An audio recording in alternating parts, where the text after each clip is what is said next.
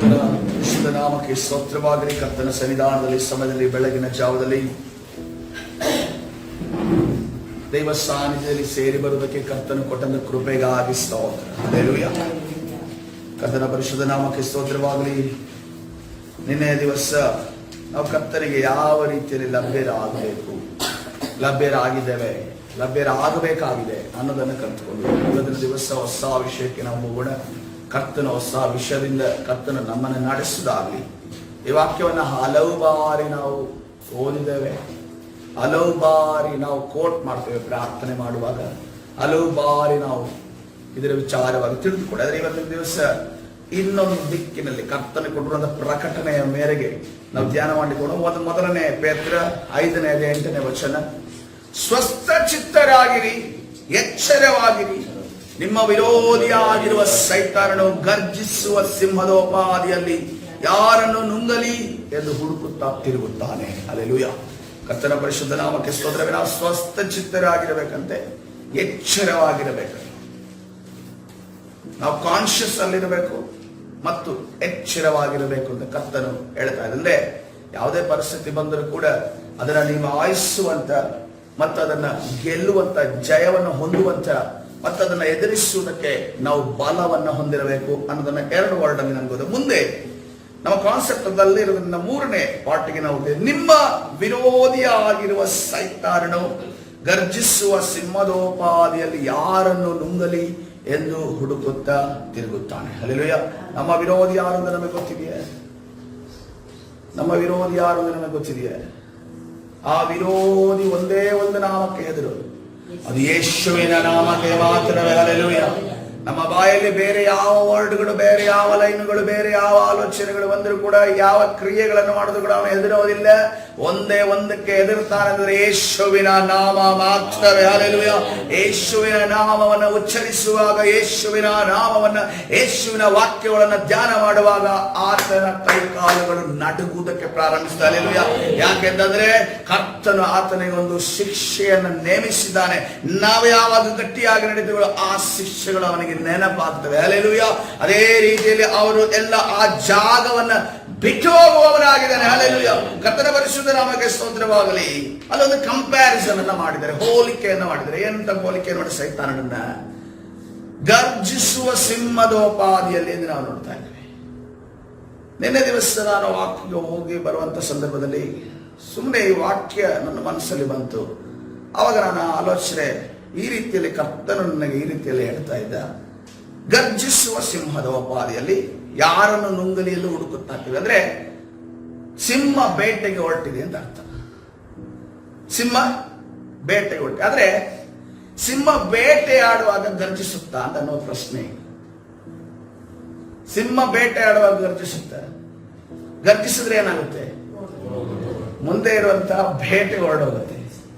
ಆದ್ರೆ ಇಲ್ಲಿ ಹೇಳ್ತಾ ಇದ್ದಾರೆ, ಈ ಸಿಂಹ ಏನ್ ಮಾಡ್ತಿದೆ? ಗರ್ಜಿಸಿಕೊಂಡು ಬೇಟೆ ಆಡುತ್ತಂತೆ. ಹಾಗಾದ್ರೆ ಈ ಗರ್ಜಿಸುವ ಸಿಂಹ ಯಾಕೆ ಗರ್ಜಿಸಿಕೊಂಡು ಬೇಟೆ ಆಡ್ತಾ ಇದೆ? ಯಾವುದೇ ಒಂದು ಪ್ರಾಣಿಯನ್ನ ಬೇಟೆಯನ್ನ ಆಡೋದ ನೋಡಿ, ಬೆಕ್ಕನ್ನು ಜಾಸ್ತಿ ನಾವು ದೂರಕ್ಕೆ ಹೋಗೋದು ಬೇಡ. ಅದರದೇ ಫ್ಯಾಮಿಲಿಯಲ್ಲಿರುವಂತಹ ಬೆಕ್ಕನ್ನು ನೋಡಿದ್ರೆ, ಬೆಕ್ಕು ಇಲಿಯನ್ನು ಹಿಡಿಯುವಾಗ ಆಗ್ಲಿ ಅಥವಾ ಬೇರೆ ಏನೋ ಜಿರಳೆಯನ್ನ ಯಾವ್ದನ್ನು ಹಿಡಿಯೋದಾಗ್ಲಿ, ಅದು ಯಾವುದೇ ಸೌಂಡ್ ಅನ್ನು ಮಾಡೋದಿಲ್ಲ. ಸೌಂಡ್ ಮಾಡದೆ ಹೋಗಿ ಹಿಡಿದು ತಿನ್ನುತ್ತೆ.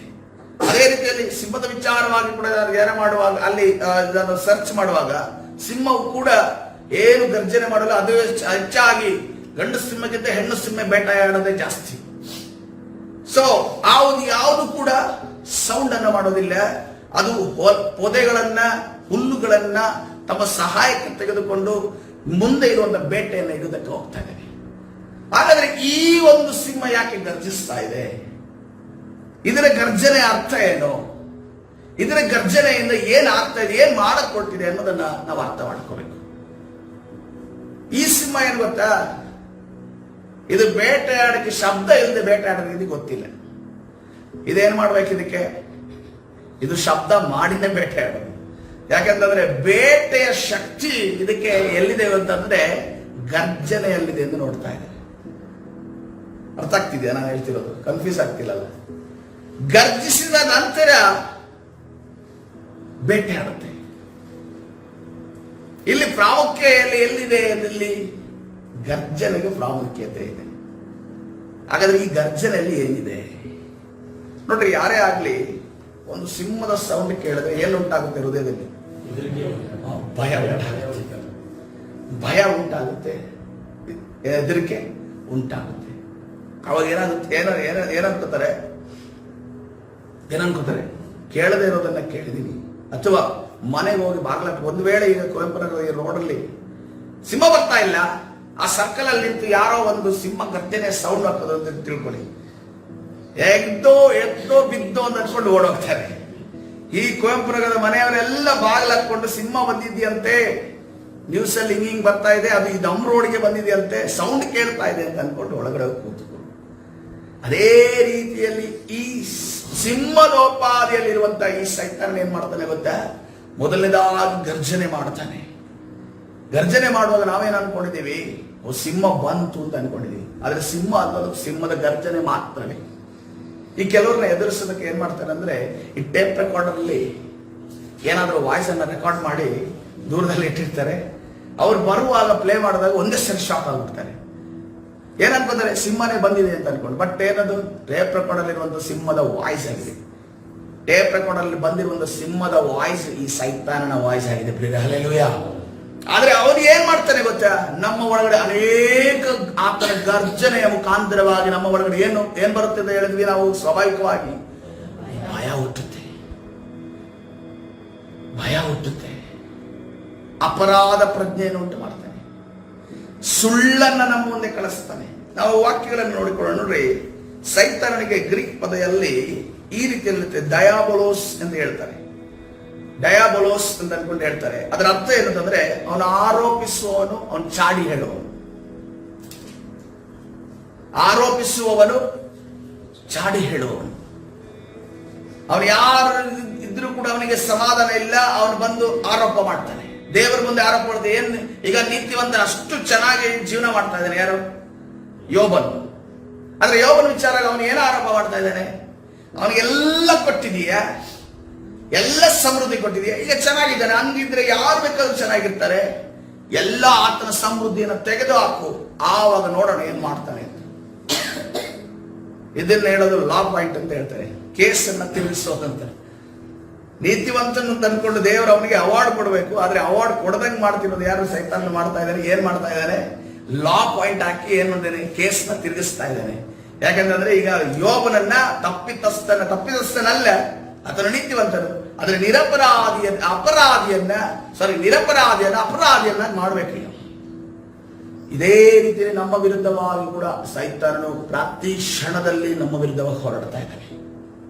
ನಾವು ಅಪರಾಧಿ ಅಲ್ಲೇ ಹೋದ್ರು ನಮ್ಮನ್ನ ಅಪರಾಧಿ ಸ್ಥಾನದಲ್ಲಿ ನಿಲ್ಲಿಸುವುದಕ್ಕೆ ಆತನ ಬಯಸುವವನಾಗಿದ್ದಾನೆ.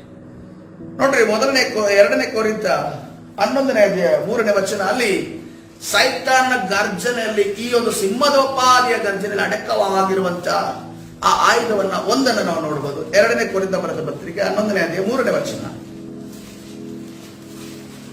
2 ಕೊರಿಂಥ ಬರೆದ ಪತ್ರಿಕೆ 11ನೇ ಅಧ್ಯಾಯ 3ನೇ ವಚನ ಏನ್ ಹೇಳ್ತದೆ? ಆದ್ರೆ ಹೇಗೆ ಅವಳು ಸರ್ಪದ ಕುಯುಕ್ತಿಗೆ ಒಳಬಿದ್ದು ಮೋಸ ಹೋದಳು. ಹಲ್ಲೆಲೂಯಾ. ಏನ್ ಮಾಡದಂತೆ ಸೈತಾನ ಅವಳಿಗೆ? ವಾಕ್ಯ ಏನೇನು ಹೇಳ್ತಾ ಇದೆ? ಒಂದು ಕುಯುಕ್ತಿ ಮಾಡ್ದ, ಇನ್ನೊಂದು ಏನ್ ಮಾಡ್ದ? ಮೋಸ ಮಾಡ್ದ. ಅವತ್ತಿನ ದಿವಸ ಅವಳು ಮೋಸ ಒಂದು ಕುಯುಕ್ತಿಗೊಳಗಾದ್ದು, ಇವತ್ತಿನ ದಿವಸ ಮೋಸ ಹೋಗ್ತಿರೋದು, ಕುಯುಕ್ತಿಗೊಳಗಾಗ್ತಿರೋದು ಯಾರು?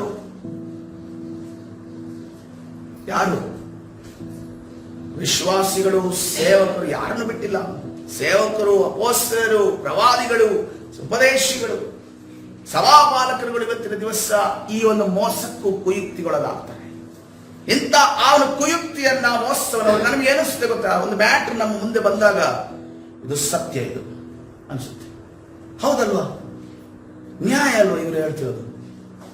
ಈಗ ಅವಳು ಕೂಡ, ಅವಳ ಮುಂದೆ ಸೈತಾನ ಆ ಬಾಯಿಯ ಮುಖಾಂತರ ಮಾತಾಡಿದಾಗ, ನೀವು ಒಳ್ಳೆದರ ಕೆಟ್ಟದರ ಹಣ್ಣನ್ನು ತಿಂದ್ರೆ ನೀವೇನಾಗ್ತೀರಂತೆ? ದೇವರಂತ ಆಗ್ತೀರ ನೀವು. ಅದಕ್ಕೆ ದೇವರೇನ್ ಮಾಡಿದ್ದಾರೆ? ತಿನ್ನಬಾರ್ದು ಅಂತ ಅನ್ಕೊಂಡು ಹೇಳಿದ್ದಾರೆ. ಇಲ್ಲ ಅಂತ ಅನ್ಕೊಂಡು ಹೇಳಿದ್ದ ಅವಳು. ಸಾಧ್ಯ ಇಲ್ಲ, ಈ ತರ ಎಲ್ಲ ಆಗಕ್ ಚಾನ್ಸ್ ಇಲ್ಲ ಅನ್ಕೊಂಡು ಹೇಳಲ್ಲ. ಇಲ್ಲ ಅಂತ ಅವಳು ಬಾಯಿ ಬರೋದಿಲ್ಲ. ಹೌದಿರ್ಬೋದೇನೋ, ಸತ್ಯನೋ ಏನೋ, ಇವನೇ ನಮ್ಮ ಜೊತೆ ಇರೋದು, ದೇವರೇ ನಮ್ಮ ವಿರುದ್ಧವಾಗಿರೋದು. ಇವನೇ ನಮ್ಮ ಜೊತೆ ಇರೋದು, ದೇವರೇ ನಮ್ಮ ವಿರುದ್ಧವಾಗಿರೋದು. ಸುಳ್ಳುಗಳು ಅಥವಾ ಮೋಸಗಳು, ಕುಯುಕ್ತಿಗಳು ನಮಗೆ ಬರುವಾಗ ನಾವೇನಂತೀವಿ, ಆ ವ್ಯಕ್ತಿಯನ್ನ ಅವರು ಏನಂದ್ರೆ ಕಣ್ಣಿಗೆ ಕಟ್ಟದಂಗೆ ಹೇಳೋದು ಹೇಳ್ತಾರೆ ನೋಡ್ರಿ, ತಲೆ ಹೊಡೆದಂಗೆ ಹೇಳೋದು ಅಂತ ಅನ್ಕೊಂಡು ಹೇಳ್ತಾರೆ ನೋಡಿ. ಸೈತಾನ ಹಂಗೆ ಹೇಳ್ತಾ ಇದ್ದಾನೆ, ಅವನಿಗೆ ಎಲ್ಲ ಗೊತ್ತು ಅನ್ನೋದಿದ್ರೆ ಕಣ್ಣಿಗೆ ಕಟ್ಟದಂಗೆ ತಲೆ ಹೊಡೆದಂಗೆ ಹೇಳ್ತಾ ಇದ್ದಾನೆ. ಅದನ್ನ ಯಾರು ಅವಳು ಏನ್ ಮಾಡ್ತಾ ಇದ್ದಾಳೆ, ಡೈರೆಕ್ಟ್ ಆಗಿ ವಿಷನ ರಿಸೀವ್ ಮಾಡ್ತಾ ಇದ್ದಾಳೆ.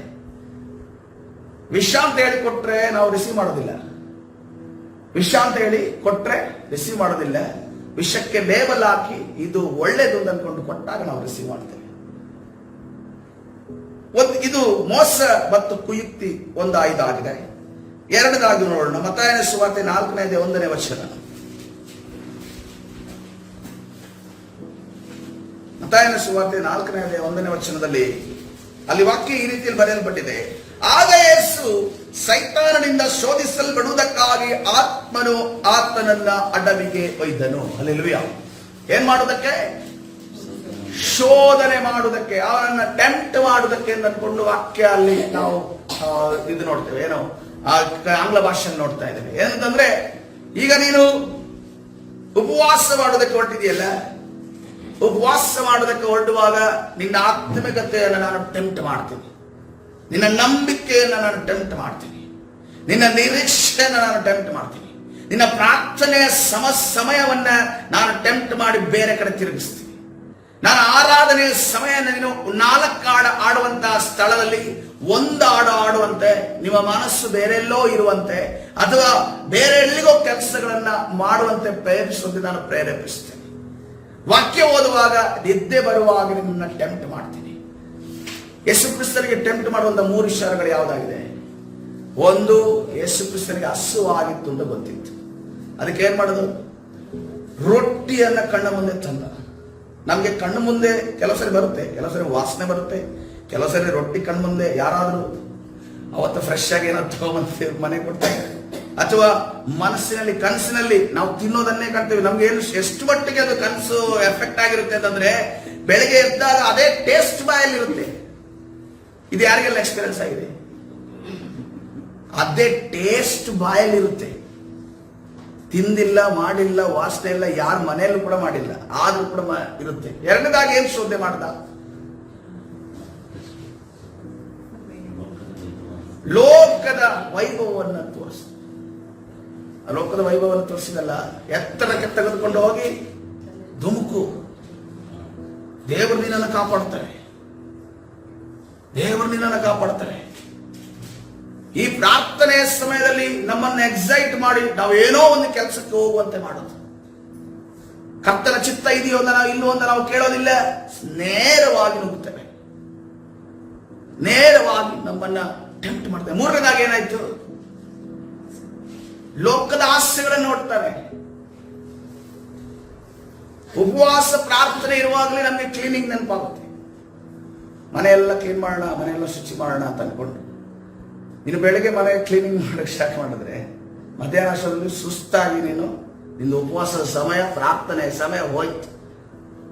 ಅದು ಮನುಷ್ಯನ ಗುಣ. ನಾವು ಎಕ್ಸಾಮ್ ಬರೆಯುವಾಗಲೂ ಅಷ್ಟೇ. ಎಕ್ಸಾಮ್ ಬರಲಿ ನೋಡಿ, ಎಕ್ಸಾಮ್ ಬರೆದು ಓದೋದಕ್ಕೆ ಸ್ಟಡಿ ಟೈಮ್ ಸ್ಟಾರ್ಟ್ ಆದ ಕೂಡಲೇ ನಮಗೆ ಕ್ಲೀನ್ ಮಾಡೋದು ನೆನಪಾಗುತ್ತೆ. ಅದನ್ನು ಕ್ಲೀನ್ ಮಾಡಬೇಕು, ಇದನ್ನು ಕ್ಲೀನ್ ಮಾಡಬೇಕು, ಅಲ್ಲಿ ಹೋಗ್ಬೇಕು, ಇಲ್ಲಿ ಹೋಗ್ಬೇಕು ಅಂತ ನೆನಪಾಗುತ್ತೆ.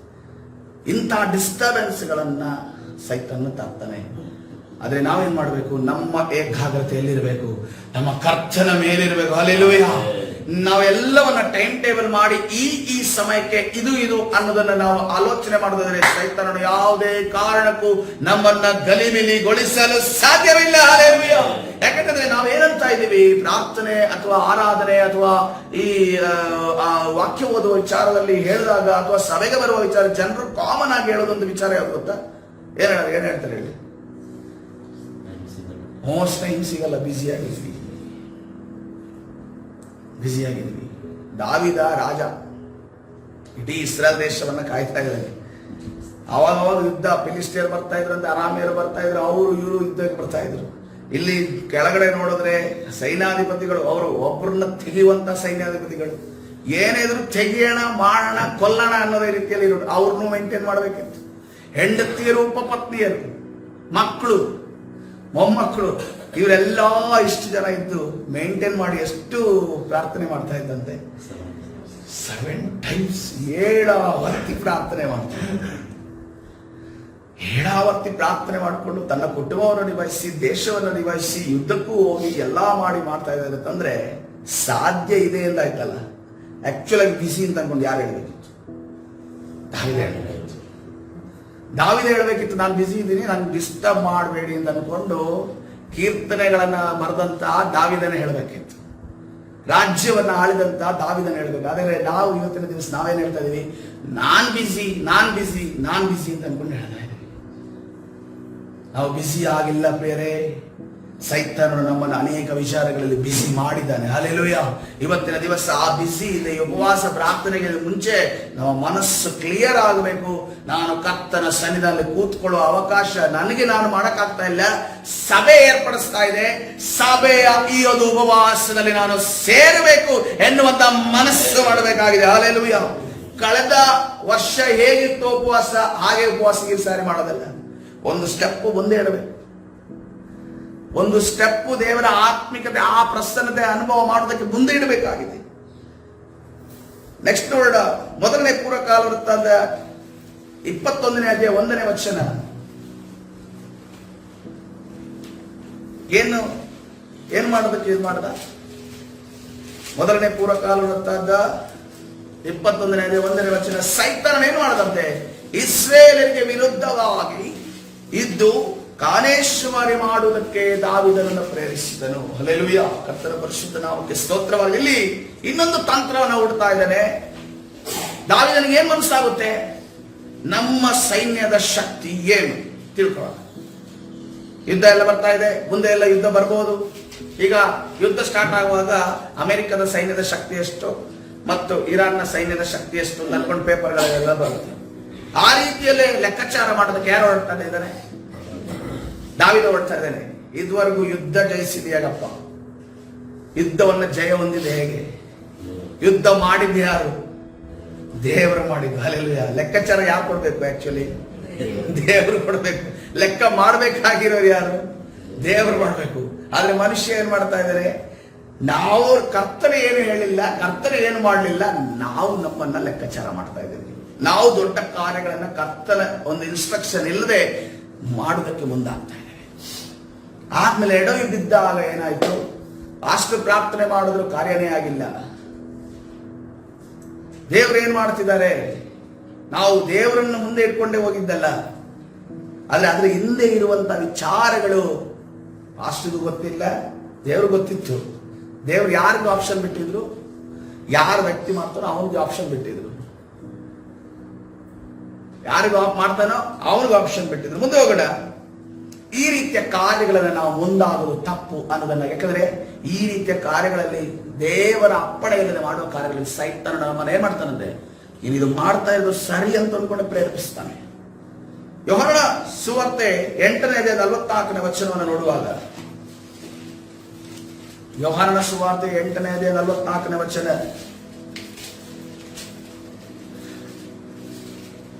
ಅವನು ಸುಳ್ಳಾಡುವಾಗ, ಯಾರು ಅವನು? ಸೈತಾನನು ಸುಳ್ಳಾಡುವಾಗ ಹೇಗೆ ಸುಳ್ಳಾಗ್ತಾನಂತೆ? ಸ್ವಭಾವಾನುಸಾರವಾಗಿ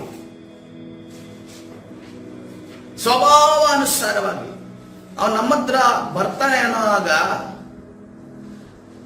ನನಗೆ ಕಾರ್ ಇಷ್ಟ ಆದ್ರೆ ಬೈಕ್ ತಗೊಂಡು ಅನ್ಕೊಂಡು ಹೇಳ್ಕೊಂಡು ಬರೋದಿಲ್ಲ, ಅಥವಾ ನನಗೆ ಬೈಕ್ ಇಷ್ಟ ಆದ್ರೆ ಕಾರ್ ತಗೊಂಡು ಹೇಳ್ಕೊಂಡು ಬರೋದಿಲ್ಲ. ನಿನಗೆ ಕಾರ್ ಇಷ್ಟ ಇದೆಯಲ್ಲ ಅಂತ ಅನ್ಕೊಂಡು ಕಾರಿನ ಬಗ್ಗೆನೇ ಮಾತಾಡ್ತಾನೆ, ಕಾರಿನ ಚಕ್ರದ ಬಗ್ಗೆ ಮಾತಾಡ್ತಾನೆ, ಕಾರಿನ ಇಂಜಿನ್ ಬಗ್ಗೆ ಮಾತಾಡ್ತಾನೆ.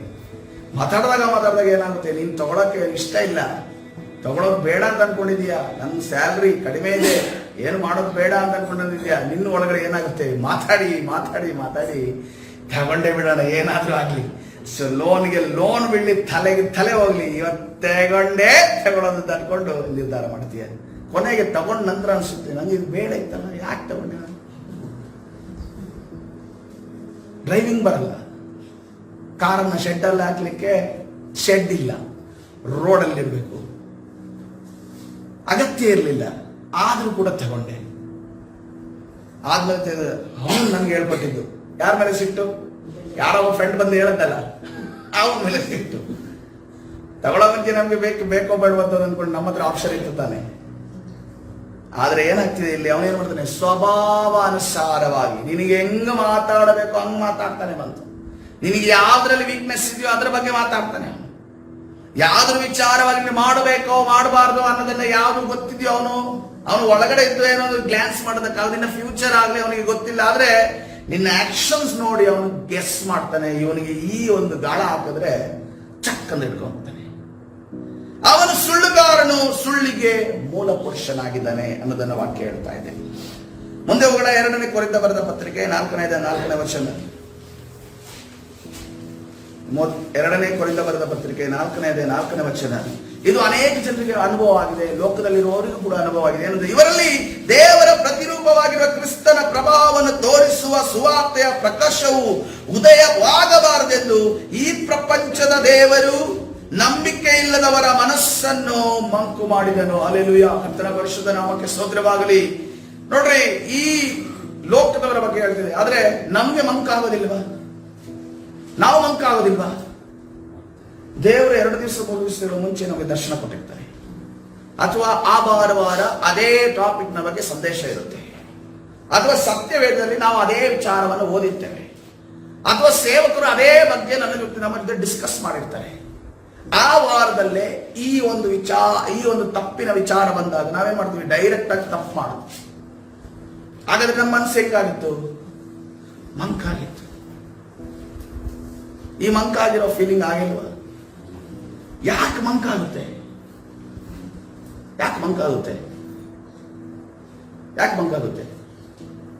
ನಾವು ಆ ದೇವರ ಕೊಟ್ಟದ ದೈವಿಕ ಪ್ರಕಟಣೆಯನ್ನು ಅರ್ಥ ಮಾಡಿಕೊಳ್ಳಿಲ್ಲ. ದೇವರ ಕೊಟ್ಟದ ದೈವಿಕ ಪ್ರಕಟಣೆಯ ದೃಷ್ಟಿ ಇಟ್ಟಿಲ್ಲ. ಅದನ್ನ ಮತ್ತೆ ತಿರುಗಿ ಆಲೋಚನೆ ಮಾಡಿಲ್ಲ. ಮತ್ತೆ ದೇವರ ದರ್ಶನ ಕೊಟ್ಟ ನಂತರ ದರ್ಶನ ಕೊಟ್ಟು ಬಿತ್ತಲ್ಲಪ್ಪ ಅಂತ ಅನ್ಕೊಂಡು ಕಾಲರ್ ಮೇಲೆ ಎತ್ತದಕ್ಕೆಲ್ಲ ಇರುವಂತ ದರ್ಶನ ಏನಕ್ಕೆ ಬೇಕಾಗಿರೋದು? ದೇವರ ಸನ್ನಿಧಾನದಲ್ಲಿ ನಾವು ಕೂತು ಆ ವಿಚಾರವಾಗಿ ಪ್ರಾರ್ಥನೆ ಮಾಡಬೇಕು. ಹಲ್ಲೆಲೂಯಾ. ಒಳ್ಳೇದು ದರ್ಶನ ಬೀಳಲಿ, ಕೆಟ್ಟದಾಗಿ ಒಳ್ಳೇದು ಬಿದ್ರೆ ಸೈತಾನನೇನು ಸಪೋರ್ಟ್ ಮಾಡ್ಕೊಂಡು ನಿಮಗೆ ಫ್ಲಾಗ್ ಆರಿಸೋದಿಲ್ಲ, ನೀನ್ ಮಾಡಪ್ಪ ಅಂದ್ಕೊಂಡು ಆಡೋದಿಲ್ಲ. ಅದಕ್ಕೋಸ್ಕರ ಏನ್ ಪ್ರಾರ್ಥನೆ ಮಾಡ್ಬೇಕು? ಕರ್ತನೇ, ನನ್ನ ಜೀವಿತದಲ್ಲಿ ಈ ದರ್ಶನ ನೆರವೇರಬೇಕು ಸ್ವಾಮಿ. ನಾನು ನಿನ್ನಲ್ಲಿ ಮೊಣಕಾಲೂರಿ ಪ್ರಾರ್ಥನೆ ಮಾಡ್ತೇನೆ, ನನ್ನ ಜೀವಿತದಲ್ಲಿ ಇದು ನೆರವೇರಿಸಿ ಎಂದು ಕೇಳಬೇಕು. ಒಂದು ವೇಳೆ ದೇವರು ನೆಗೆಟಿವ್ ಆಗಿರುವ ಒಂದು ಎಚ್ಚರಿಕೆ ದರ್ಶನ ಕೊಟ್ಟಿದ್ದಾದ್ರೆ, ಕರ್ತನೇ ನನ್ನ ಮೇಲೆ ಕರುಣೆ ತೋರಿಸು, ನನ್ನನ್ನು ಕ್ಷಮಿಸು, ಈ ದರ್ಶನವು ನೆರವೇರದಂತೆ ನೀನು ಕಾಪಾಡುವುದಕ್ಕಾಗಿ ಸ್ತೋತ್ರ ಎಂದು ಹೇಳುವವರಾಗಿರಬೇಕು. ಇದು ಅನೇಕ ಜನರಿಗೆ ಗೊತ್ತಿಲ್ಲ. ನಾವು ದರ್ಶನದ ವಿಚಾರದಲ್ಲಿ ನಾವು ಮತ್ತರಾಗಿ, ನನಗೆ ಈ ತರ ಬಿತ್ತು ಅಂತ ಅನ್ಕೊಂಡು ಮತ್ತರಾಗಿ ತಿರುಗುತ್ತೇವೆ. ಆತ್ಮಿಕ ಮತ್ತತನ ಗೊತ್ತಾ? ಅದು ಮಧ್ಯ ಕೊಡ್ದಂಗೇನೆ. ನಂತರ ಯಾರು ವಾಕ್ಯ ಹೇಳಿದ್ರೆ ಆಗೋದಿಲ್ಲ. ಪಾಸ್ಟ್ರೇ ನಾನು ಅಂತ ಅನ್ಕೊಂಡು ತಿರುಗೋರು ಇದ್ದಾರೆ. ಈಗ ಕೂಡ ಈ ಪಟ್ಟಣದಲ್ಲೇ ಇದ್ದಾರೆ. ಪಾಸ್ಟ್ರೇ ನಾನು ಅಂತ ಅನ್ಕೊಂಡು ದೇವರು ಮಾತಾಡಿರ್ತಾರೆ. ದೇವರು ಯಾರ ವಿಚಾರವಾಗಿ ಯಾರ ಉಪಯೋಗಕ್ಕೆ ಮಾತಾಡಿರ್ತಾರೆ? ಒಂದು ವೈಯಕ್ತಿಕ ಉಪಯೋಗಕ್ಕಾಗಿ, ಇನ್ನೊಂದು ಕುಟುಂಬದ ಉಪಯೋಗಕ್ಕಾಗಿ, ಅಥವಾ ಇನ್ನೊಬ್ರು ಯಾರ್ದೋ ಉಪಯೋಗಕ್ಕಾಗಿ ಮಾತಾಡಿರ್ತಾರೆ. ಆದ್ರೆ ನಾವೇನ್ ಅಂದ್ಬಿಡ್ತೀವಿ? ದೇವರು ನನ್ನ ಹತ್ರ ಮಾತಾಡೋದಲ್ಲ, ನನ್ನಲ್ಲಿ ಏನೋ ಇದೆ ಅಂತ ಅನ್ಕೊಂಡು ತಿರುಗ್ತೇವೆ. ನಮ್ಮಲ್ಲಿ ಏನೂ ಇಲ್ಲ ಪ್ರಿಯರೇ. ಹಲ್ಲೆಲೂಯಾ. ಆತನು ಕೊಟ್ಟಿರುವ ರಕ್ಷಣೆ ಭಿಕ್ಷೆ ಇದೆ ಅಷ್ಟೇ. ಹಲ್ಲೆಲೂಯಾ. ಕರ್ತನ ಪರಿಶುದ್ಧ ನಾಮಕ್ಕೆ ಸ್ತೋತ್ರವಾಗಲಿ. ಮುಂದೆ ಹೋಗೋಣ. 2 ಕೊರಿಂಥ ಬರೆದ ಪತ್ರಿಕೆ 11ನೇ ಅಧ್ಯಾಯ 4ನೇ ವಚನದಲ್ಲಿ ಈ ರೀತಿಯಲ್ಲಿ ನಾವು ನೋಡ್ತಾ ಇದ್ದೇವೆ. ಯಾಕೆಂದರೆ ನಾವು 2 ಕೊರಿಂಥ 11ನೇ ಅಧ್ಯಾಯ 4ನೇ ವಚನ. ಯಾಕೆಂದರೆ ನಾವು ಪ್ರಸಿದ್ಧ ಪಡಿಸದಿದ್ದ ಮತ್ತೊಬ್ಬ ಯೇಸುವನ್ನ ನಿಮ್ಮ ಬಳಿಗೆ ಬರುವವರು ಪ್ರಕಟಿಸುವಾಗಲೂ ನೀವು ಹೊಂದದೇ ಇದ್ದ ಬೇರೆ ವಿಧವಾದ ಆತ್ಮ ಪ್ರೇರಣೆಯನ್ನು ಹೊಂದುವಾಗಲೂ ಅವಲಂಬಿಸದೇ ಇದ್ದ ಬೇರೊಂದು ಸುವಾರ್ತೆಯನ್ನು ಕೇಳುವಾಗಲೂ ನೀವು ಸಹಿಸಿಕೊಳ್ಳುತ್ತಿರುವುದು ಬಹು ಆಶ್ಚರ್ಯ. ಹಲ್ಲೆಲೂಯಾ. ಕರ್ತನ ಪರಿಶುದ್ಧ ನಾಮಕ್ಕೆ ಸ್ತೋತ್ರವಾಗಲಿ. ಕೆಲವರು ಯಾವ ಯೇಸುವನ್ನ ಪರಿಚಯ ಮಾಡ್ತಾರೆ? ನಿಮಗೆ ಯಾವ ಯೇಸುವನ್ನು ಪರಿಚಯ ಮಾಡ್ತಾ ಇದ್ದಾರೆ?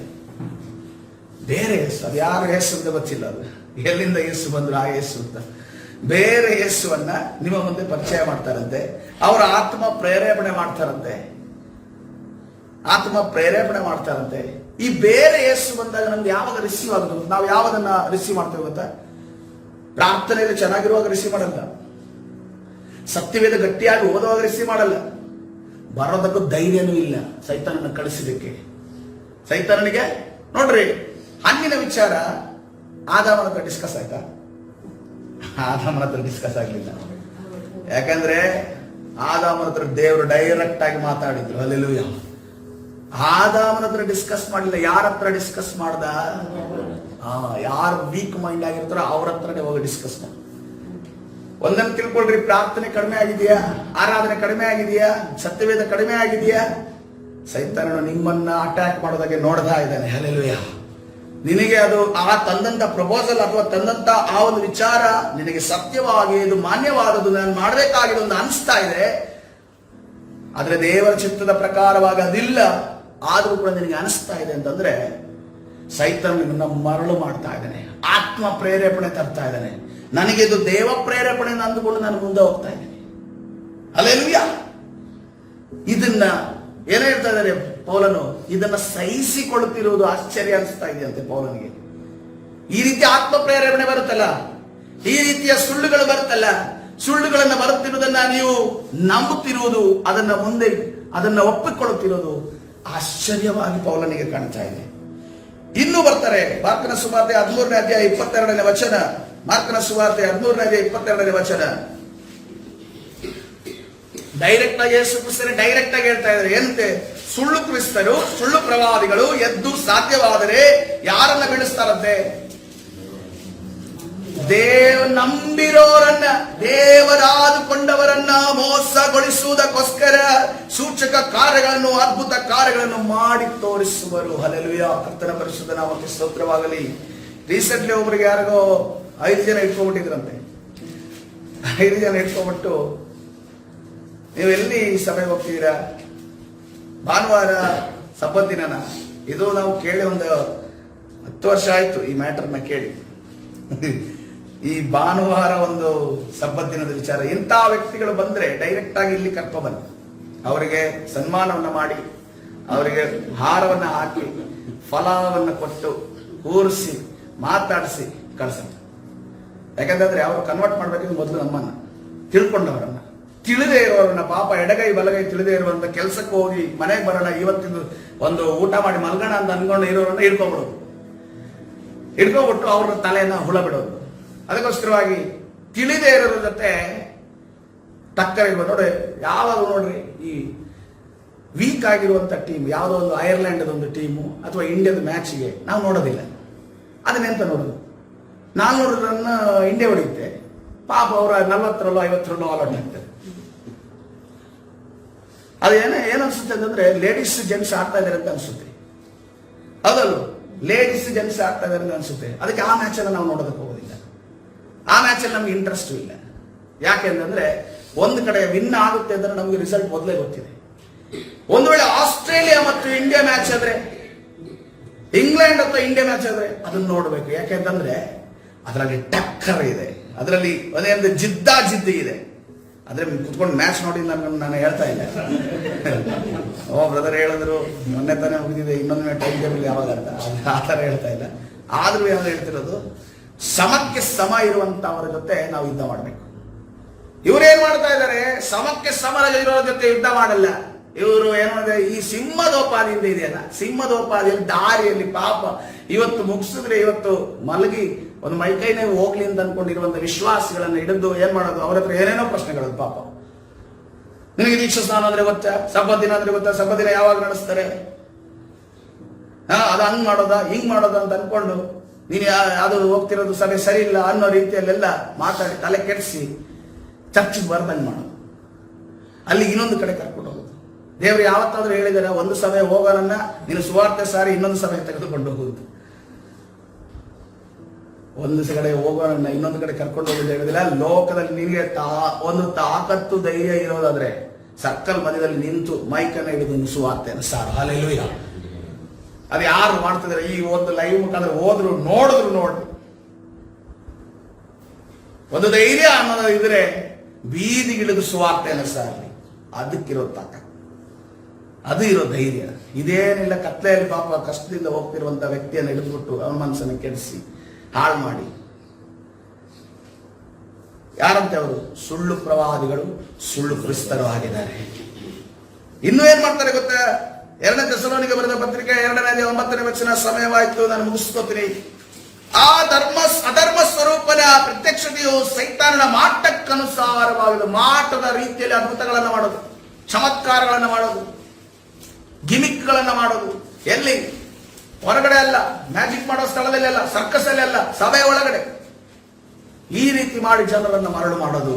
ಅದಕ್ಕೋಸ್ಕರವಾಗಿ ಪ್ರೇರೆ, ಈ ಎಲ್ಲ ತಂತ್ರಗಳು ಕರ್ತನು ನಿಮ್ಮ ಮುಂದೆ ಇಟ್ಟಿದ್ದಾನೆ. ಈ ಉಪವಾಸ, ನಾನು ನಂಬುತ್ತೇನೆ, ಈ ಉಪವಾಸ ಪ್ರಾರ್ಥನೆ ಆಗೋದಕ್ಕಿಂತ ಮುಂಚೆ ಇದನ್ನೆಲ್ಲ ತಿಳಿಸಿ ನಮ್ಮ ಆತ್ಮವನ್ನ ಕರ್ತನೆ ಎಚ್ಚರಗೊಳಿಸ್ತಾ ಇದ್ದಾರೆ. ಹಲ್ಲೆಲೂಯಾ. ನಮ್ಮ ಆತ್ಮವನ್ನ ಕರ್ತನೆ ಎಚ್ಚರಗೊಳಿಸ್ತಾ ಇದ್ದಾರೆ. ಈ ಉಪವಾಸ ಪ್ರಾರ್ಥನೆಯಲ್ಲಿ ನಿನ್ನ ಭಾಗಿಯಾಗಿ ನೀನು ಮುಂದೆ ಮಾಡಬೇಕಾದ ವಿಚಾರವನ್ನ ದೇವರ ಮುಂದೆ ತೆರೆದಿಟ್ಟು ಕರ್ತನಲ್ಲಿ ಪ್ರಾರ್ಥನೆ ಮಾಡುವಂತ ಒಂದು ಕೃಪೆಯನ್ನ ದೇವರು ನಿಮಗೆ ಒದಗಿಸ್ತಾ ಇದ್ದಾರೆ.